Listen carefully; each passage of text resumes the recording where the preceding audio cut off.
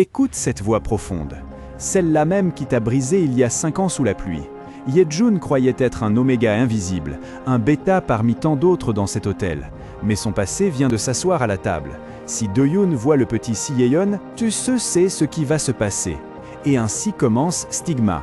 Ye-Jun tente d'être un oméga invisible pour le monde, mais n'autorise pas ton soutien à être invisible. Abonne-toi, like et commente, si tu penses qu'il pourra cacher Si-yeon à ce passé. Allez-y. Tout commence avec une nuit d'hiver et une pluie qui gèle les os. Ye-Jun est là, coincé dans un souvenir qui semble trop réel. L'atmosphère est lourde. Une tension incroyable plane entre lui et ce garçon, et quand il entend son nom avec cette voix si profonde, on a l'impression qu'une bonne chose va se produire, mais non. Au lieu d'une déclaration d'amour, ce qu'il reçoit, c'est un froid. Et si on mettait fin à tout ça aussi sec ? Des mots si cruels qu'il le laisse là, trempé sous l'eau, et il se scelle et trie, mais tout était un rêve. Ou plutôt, l'horrible cauchemar habituel. 5 ans s'étaient écoulés. Mais pour Ye-Jun, cette nuit-là n'avait jamais pris fin. Il se réveille brusquement, et la première chose qu'il voit, c'est un petit enfant endormi à côté de lui. C'est toujours la même chose quand il pleut, il reste là, à tout analyser, demandant quand il pourra enfin être libre de se souvenir, ou si rester ainsi est sa punition pour avoir été égoïste dans le passé. Aujourd'hui, sa réalité est différente. Il travaille comme gestionnaire dans un restaurant traditionnel ultra élégant qui fonctionne aussi comme hôtel. C'est là qu'apparaît Jeong Gi-hoon, chef principal et héritier de toute l'affaire. C'est son ami d'enfance et, en gros, celui qui lui a donné un coup de main en lui offrant un emploi quand il en avait le plus besoin. Yoon entre à sa recherche, car il semblerait qu'il y ait quelque chose d'étrange avec le planning d'aujourd'hui, et d'après son expression, a l'impression qu'une journée assez mouvementée s'annonce. Il s'avère que Yi-Yoon n'était pas venu juste pour saluer, mais qu'il était inquiet à propos de la réservation des 6. Le problème, c'est que ce salon est plein d'alphas, et comme il sait que Ye-Jun est un oméga, Hei a un peu peur que la situation dégénère. Il lui propose même de changer de service avec un autre manager pour qu'il n'ait pas à s'exposer.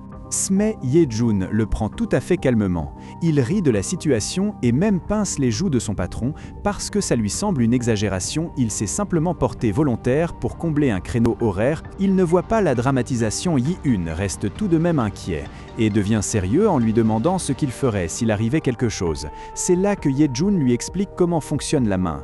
Il est un oméga hyper récessif, qui signifie que ses phéromones sont quasiment inexistantes. En gros, pour le reste du monde, il est comme un bêta parmi d'autres.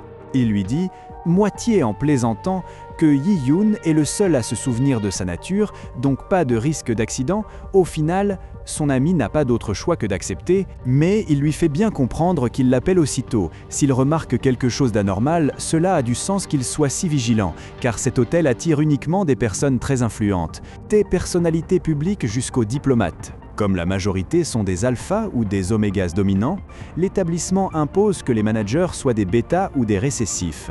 Afin d'éviter qu'une étincelle de phéromones ne dégénère en catastrophe, Ye-Jun sait pertinemment que, s'il y a un problème, c'est l'hôtel qui doit fournir des explications, pas les invités.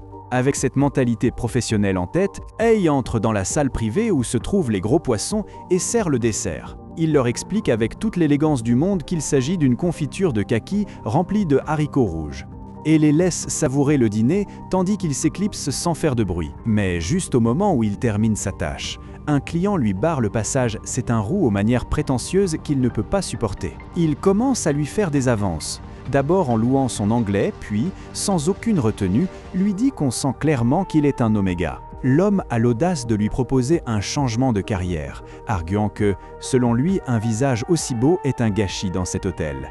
Ye-Jun, bien qu'intérieurement écœuré par ses maladroits, garde une expression impassible et refuse l'offre avec toute l'élégance exigée par son poste. La situation devient tendue, mais une voix profonde et familière interrompt la conversation. Ye-Jun reste figé, un frisson lui parcourant tout le dos. C'est cette voix gravée au fer rouge que tu reconnaîtrais partout au monde.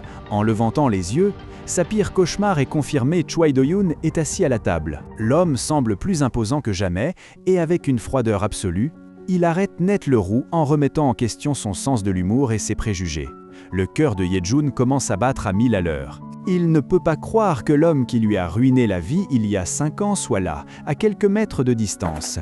Il se demande désespérément s'il l'a reconnu, mais il ne peut pas rester pour le savoir. Il fait une rapide révérence, lance une phrase polie pour s'échapper et quitte la salle aussi vite que ses jambes le lui permettent, alors qu'il s'éloigne. Do-yoon le suit du regard, commentant qu'il est dommage qu'il soit parti si vite dans le couloir. Cela panique l'envahit, car il ne peut penser qu'à une seule chose, il doit cacher Si Hye-yeon si Do-yoon est à l'hôtel et croise le garçon, tout va aller à volo. Il court dans les couloirs à la recherche d'un refuge avant qu'il ne soit trop tard. Mais dans sa détresse, il heurte violemment Yi-Hun. Le chef s'arrête net en le fixant d'un regard lourd, lui demandant ce qu'il fait à courir ainsi dans les couloirs comme s'il n'y avait pas de lendemain. Yi-Hun le bloque le front et le serre fort parce qu'il le voit réellement mal, trempé de sueur et à bout de souffle. Il demande s'il s'est passé quelque chose de grave en classe, mais Ye-jun ne parvient même pas à formuler une phrase. Il bafouille seulement que Si Hye-yeon est en danger. Sans attendre une seconde, s'élance en courant dans les couloirs, ignorant tout pour arriver à la salle de repos, arrive en volant, ouvre la porte d'un coup et reste figé un instant heureusement. Le petit dort profondément, comme si de rien n'était. L'employé qui l'observait lui dit de rester calme, qu'il venait juste de s'endormir et qu'il n'y avait eu aucun problème. C'est à ce moment-là qu'ils peuvent enfin respirer un peu, bien que la peur ne les quitte pas aussi facilement. Mais la tranquillité dure peu. Dès qu'ils sont un peu seuls, on peut voir Ye-jun s'effondrer. Il a des nausées, tremble, et on voit clairement qu'il traverse un moment très difficile. Yi-hun réalise qu'il y a quelque chose de bien plus lourd derrière cette crise de panique. Ye-jun s'essaie de justifier en disant que c'est juste une gastrite due au stress du travail, mais Ye-hun ne croit pas du tout l'histoire finalement. Ye-jun ne peut plus tenir et lâche la bombe. Il vient de voir le père de Si Hye-yeon dans le salon, en train d'assister à la séance.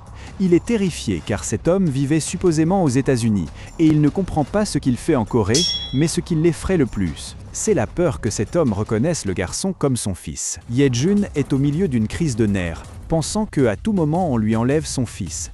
Mais Yi-hun l'arrête net pour qu'il reprenne son souffle. Il lui prend la main et lui propose un plan risqué. Si l'ex vient à se douter de quelque chose, il dira qu'il est le père biologique de Si Hye-yeon. Ye-jun reste figé, car il sent que c'est une folie de lui demander cela.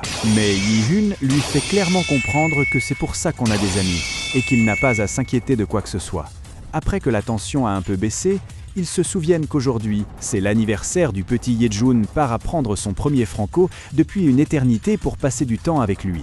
Et bien que le chef insiste pour qu'il accepte davantage l'aide de sa famille, Ye-jun préfère ne pas abuser, car il sent qu'ils ont déjà fait assez pour lui. Arrive le grand jour, et nous les voyons flâner tranquillement dans le quartier. Ce qui est fou, c'est que Ye-jun s'imaginait l'emmener dans un parc d'attractions géant ou au cinéma, mais Si Hye-yeon l'a fait recalculer avec sa demande la nuit dernière, alors qu'ils étaient allongés. El Petit s'est mis à réfléchir et a décidé qu'il voulait retourner à cet endroit où ils avaient mangé des bonbons et joué sur les balançoires la dernière fois. Ainsi voilà nos deux compères marchant et mangeant ce bonbon typique, tandis que Ye-jun peine à croire que son fils soit si heureux de quelque chose d'aussi simple. Asta lui demande s'il ne veut pas aller au zoo pour ne pas manquer de choses, mais le petit est aux anges avec son plan tranquille. Le petit est dans son monde, profitant pleinement de son bonbon. Ye-jun le regarde et fond d'amour franchement. Le gosse n'a besoin de rien pour être heureux. Bonbons et un moment sur les hamacs suffisent déjà amplement en marchant. Ye-jun pense qu'il aimerait lui offrir tout le monde, mais Si Hye-yeon est si calme et jamais exigeante, le ne demande rien d'extraordinaire. Cela lui rappelle beaucoup à quoi il était quand il était enfant. Il s'avère que Ye-jun a grandi dans ce même quartier avec sa mère et sa grand-mère. Les deux sont désormais décédés. C'est pourquoi il revient chaque année pour leurs anniversaires. On dirait que Si Hye-yeon a hérité de cette habitude, car elle adore cet endroit. Même si aujourd'hui la journée touche à sa fin et que le petit ne tient plus debout de sommeil. Il s'endort dans les bras de Ye-jun, tandis qu'il repose sur un banc sous le crépuscule. Et c'est là que Ye-jun ressent cette culpabilité typique de père, disant qu'il devrait l'emmener plus souvent se promener. Tout était trop calme jusqu'à ce qu'au beau milieu de rien, l'ambiance change complètement. Ils sont assis sur un banc sous le crépuscule. C'est à ce moment-là que Ye-jun ressent cette sensation typique. Ye-jun sent quelqu'un s'approcher, et quand il relève la tête, son cœur s'arrête. C'est lui. Ye-jun sent que quelqu'un s'approche et quand son ex est là, debout, le regardant avec une assurance effrayante. Il l'interpelle en utilisant son ancien prénom. Noah, son ex, est là, debout, le regardant avec une assurance qui fait peur. Il l'interpelle en utilisant son ancien prénom. Noah, il lui demande, avec toute la calme du monde, s'il s'appelle désormais Yejun.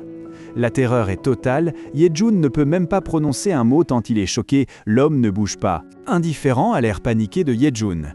Il s'assied à côté de lui sur le banc comme s'ils étaient de vieux amis et lui rappelle une promesse qu'ils avaient faite il y a des années, de venir ensemble en Corée. Yejun est coincé, le petit endormi sur ses genoux et l'homme qu'il craint le plus au monde envahissant son espace personnel. C'est une situation limite, car ce qu'il voulait le moins, c'était que cet homme découvre l'existence du petit. Et maintenant, il est littéralement à quelques centimètres. Do-yoon regarde l'horizon, détendu, commentant à quel point le paysage est beau. Le coucher de soleil est magnifique et il avoue même qu'il aimerait revenir un jour.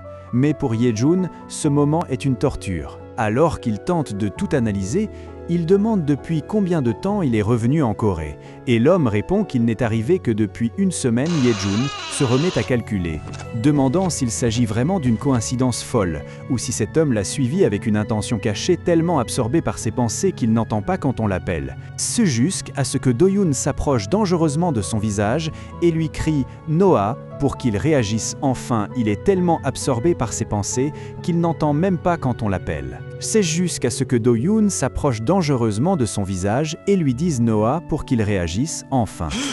Il caresse ses cheveux avec une assurance qui l'effraie, lui rappelant qu'il y a 5 ans qu'ils ont obtenu leur diplôme, et lâche le commentaire qui fait le plus mal à Yejun. Tu es marié. Apparemment, l'homme regarde le petit garçon avec curiosité et demande s'il est son fils. C'est ce qui est le plus tendu de tout, il demande après la mère. À cet instant, Yejun réalise une chose cruciale. Do-yoon pense encore qu'il est un bêta. C'est sa seule chance. Alors il décide de jouer le jeu et ment en disant que la supposée mère était trop occupée pour venir. Pour reprendre le contrôle, Yejun lui demande ce qui l'amène de retour dans le pays, mais la réponse le glace. Do-yoon dit qu'il cherche un oméga, mais pas n'importe lequel.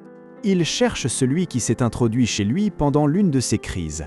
Il l'a utilisé, puis s'est volatilisé sans laisser de traces. Selon lui, ce qui est le plus étrange, c'est que l'homme était si méticuleux qu'il a même lavé les draps avant de partir. Do-yoon lui explique que cet oméga était très prudent, portant chapeau et masque pour ne laisser aucune piste.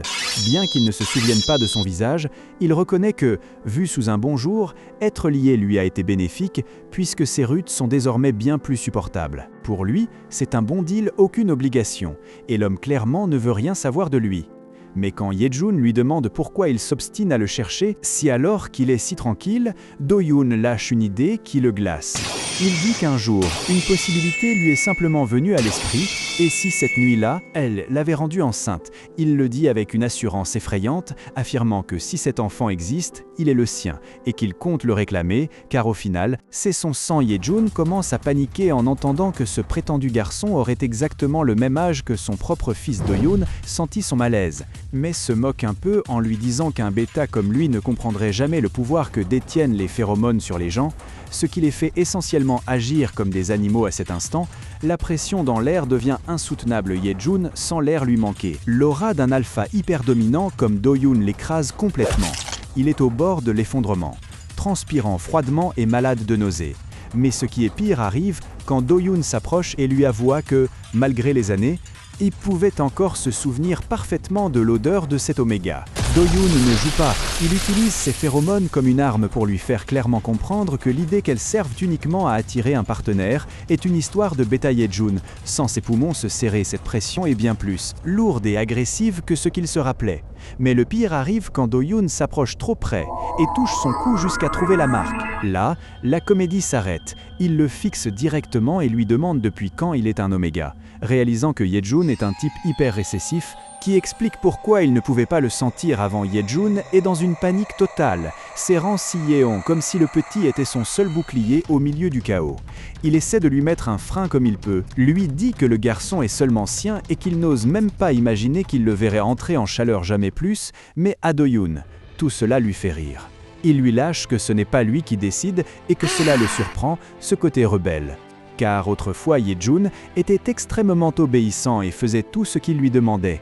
C'est une ambiance terriblement lourde. Do-yoon n'accepte pas un non pour réponse et lui fait clairement comprendre qu'il n'a plus aucun sens de continuer à nier la réalité. Pour Yejun, La situation devient insoutenable. Le monde s'effondre autour de lui et il a l'impression de se noyer dans une mer sombre où il ne peut même pas respirer. S'épuiser mentalement, il ne veut que se rendre et que tout ce calvaire s'achève enfin. Ye-Jun se sent une ruine, étendu par terre, sans force. Tout autour de lui devient un silence de film d'horreur. Et tout ce qu'il peut voir, ce sont les petites chaussures de Si-yeon. C'est alors que la panique le brise complètement. Il voit Do-yoon emmener son fils par la main, éloignant vers le néant malgré ses cris et ses supplications pour ne pas être laissé seul. Il ne peut rien faire pour les arrêter. C'est son pire cauchemar se déroulant devant ses yeux soudains. Il se réveille en sursaut, haletant, trempé de sueur. Il est dans une pièce inconnue, essayant de s'orienter et de comprendre ce qui se passe. Mais la sérénité ne dure que 2 secondes. Là, tout près, Do-yoon est assis le plus calmement du monde, un livre à la main. D'un ton qui donne une vibe terriblement lourde, il lui demande s'il a fait un cauchemar et s'il cherchait le petit Ye-Jun ne tient plus, et saute du lit en criant où est Si-yeon. Le problème, c'est que dans la panique, il finit par révéler le nom de son fils. Do-yoon, qui ne laisse jamais passer une occasion, en profite aussitôt pour dire que c'est un joli prénom, en laissant entendre qu'il a désormais le contrôle. Quand Ye-Jun tente de s'enfuir pour le chercher, seul Do-yoon l'arrête net. Il lui lance « Si tu veux savoir où est le petit, tu vas d'abord devoir t'asseoir et répondre à toutes mes questions. » Maintenant, il l'a exactement là où il veut. Do-yoon indique les gardes qui surveillent la porte et avec un sourire cynique, lui dit qu'il ne l'arrêtera pas s'il insiste vraiment à partir. Mais Ye-Jun n'est pas stupide, il sait que c'est du théâtre pur et simple et qu'il n'irait pas jusqu'à la rue suivante. En le regardant, il réalise que Do-yoon reste toujours le même type arrogant qui fait toujours ce qu'il veut fatiguer des jeux.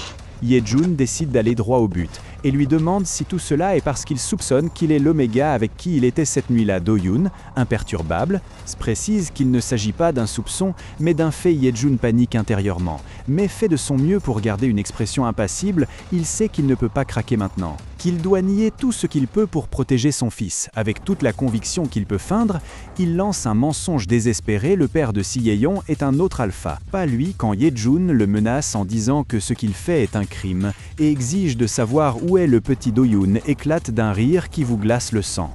Il se tourne vers lui et fait instantanément basculer la situation en lui rappelant que, s'il s'agit de crimes, accouplés sans consentement mutuel, est également interdit par la loi.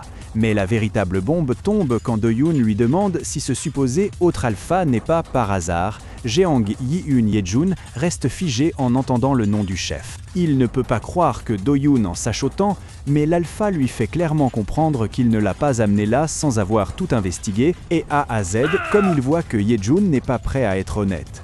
Do-yoon décide qu'il n'a pas d'autre choix que de le tester par la force. Il s'approche dangereusement de son oreille et lui murmure que si ce qu'il dit est vrai et qu'il a déjà quelqu'un d'autre, alors il devrait être totalement insensible à ses phéromones. À cet instant, Do-yoon libère toute sa pression sur lui. Cherchant à ce que le corps de Ye-Jun le trahisse et avoue la vérité tout seul, le corps de Ye-Jun le trahisse et avoue la vérité tout seul. L'effet est immédiat et Ye-Jun commence à s'effondrer en morceaux. Son visage est complètement rouge, il commence à transpirer froid, et sa respiration saccadée ne lui laisse même plus la possibilité de penser. Il est évident que les phéromones de Do-yoon lui font totalement effet. Poussant au bord d'un rut qu'il ne peut plus contrôler, Do-yoon le remarque aussitôt et, avec un sourire de supériorité, le saisit par le bras juste avant qu'il ne s'effondre complètement. Il se moque de lui, feignant de la pitié, en lui disant qu'il est dommage qu'il n'ait plus la force dans les jambes. À ce stade, malgré sa volonté de continuer à maintenir sa fausse image, son propre corps le trahit. Il est totalement brisé, à la merci de ce que l'alpha décidera de faire de lui. Quelle manière de détruire cette fausseté! Si Ye-Jun affaiblit sous l'effet des phéromones, que vous ne vous pliez pas le doigt et appuyez-y carrément sur le bouton j'aime. Abonnez-vous pour ne rien manquer de la suite et commentez quel autre manhwa vous voulez que je raconte. À bientôt!